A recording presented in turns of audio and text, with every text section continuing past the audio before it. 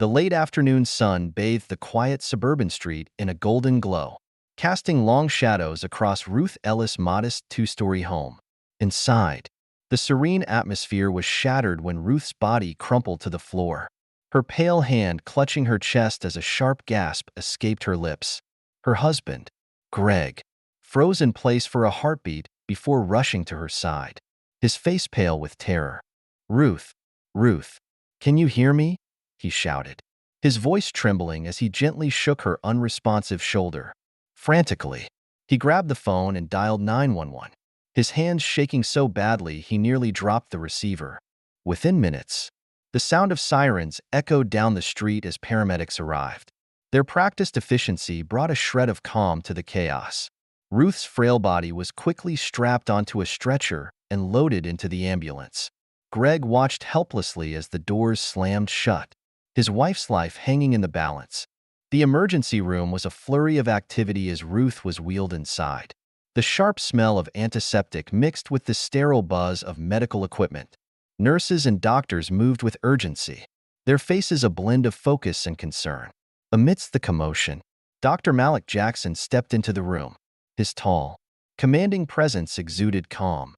With over a decade of experience as a surgeon, he was no stranger to life-or-death situations.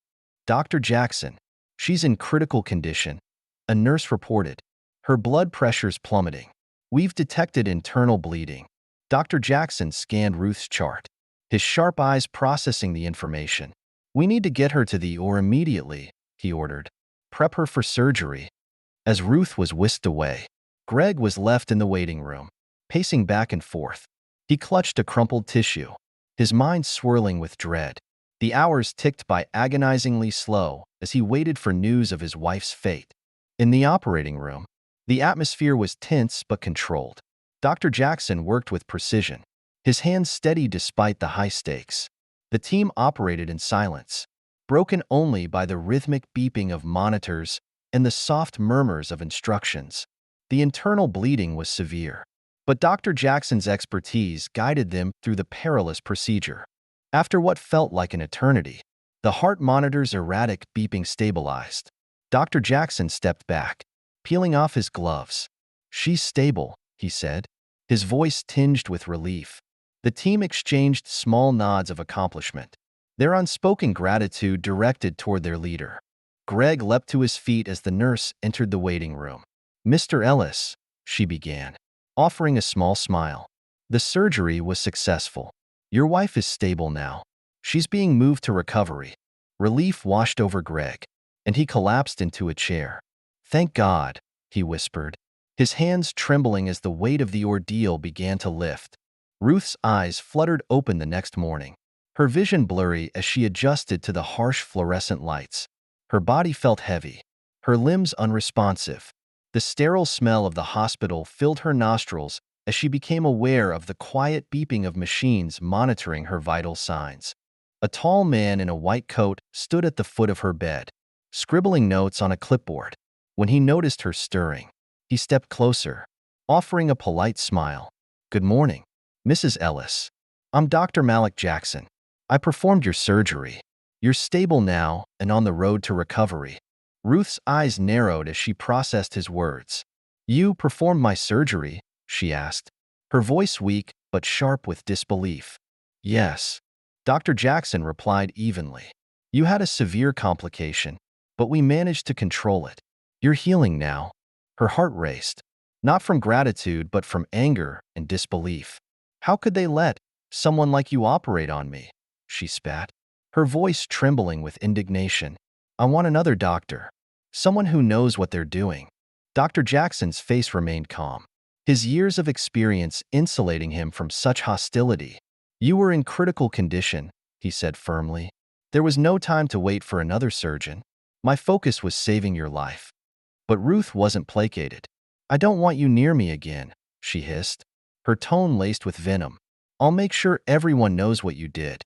Dr. Jackson nodded slightly. "I'll arrange for another physician to oversee your care," he said, his voice calm and professional. "Rest well, Mrs. Ellis."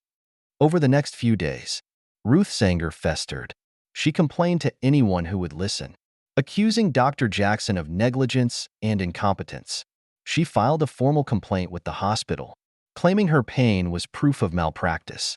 The hospital's director, Dr. Susan Hart, met with Ruth to address her concerns. "Mrs. Ellis, I've reviewed your case thoroughly," she said gently but firmly. "Dr. Jackson performed the surgery flawlessly. Your recovery is progressing as expected." But Ruth wasn't satisfied. "You're all covering for him," she snapped.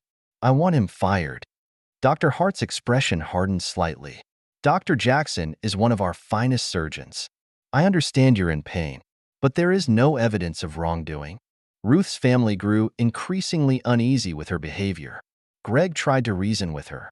"Ruth, he saved your life," he pleaded. "Why can't you see that?" But Ruth was resolute. "You don't understand," she said coldly. "Someone like him shouldn't have been allowed near me." Ruth's complaints eventually escalated into a lawsuit, accusing Dr. Jackson of malpractice and discrimination. The trial garnered public attention, with media outlets picking up the story. In the courtroom, Ruth's lawyer painted her as a victim of incompetence.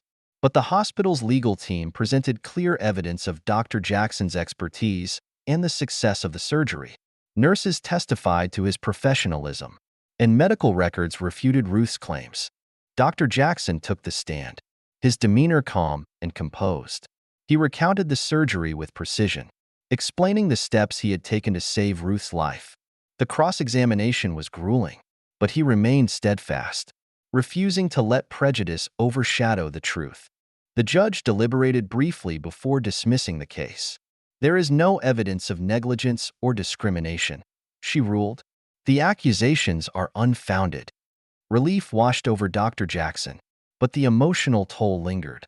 As he left the courtroom, he reflected on the battles he had faced and the ones yet to come. Prejudice had once again reared its ugly head, but he had stood firm, his dedication to his patients unwavering. Back in her quiet hospital room, Ruth lay alone, staring at the ceiling. The weight of the trial's outcome settled heavily on her chest. She had lost not just the case, but the respect of her family and the dignity she had clung to. Slowly, the truth began to sink in. Dr. Jackson had saved her life, despite her unwarranted hatred. For Dr. Jackson, the fight continued.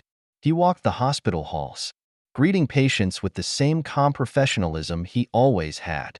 The scars from the ordeal were invisible but real, a reminder of the resilience required to persevere in the face of ignorance. And so, life moved forward. Dr. Jackson remained a healer, dedicated to saving lives. Ruth would carry the weight of her actions, her bitterness a burden only she could choose to release. Both were forever changed by their encounter, their lives intertwined in a story of prejudice, professionalism, and perseverance.